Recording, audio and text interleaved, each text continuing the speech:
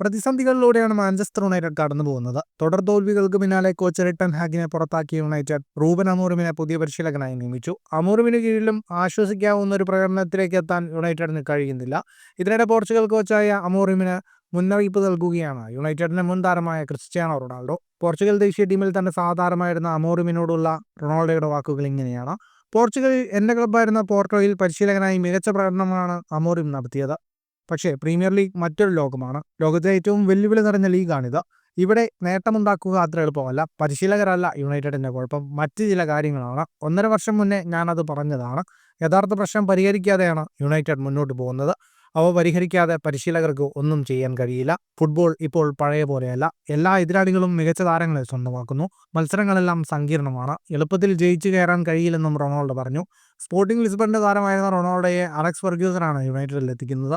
Portugal ലീഗിൽ 2 തവണ സ്പോർട്ടിങ്ങിനെ ചാമ്പ്യന്മാരാക്കിയ Amorim ക്ലബിന് 5 കിരീടം നേടിക്കൊടുത്തിട്ടുണ്ട്. ആ മികവ് വൈകാതെ യുണൈറ്റഡിനും പുറത്തെടുക്കാൻ അമോറിമിന് കഴിയുമെന്നാണ് പ്രതീക്ഷയെന്നും റൊണാൾഡോ പറയുന്നു.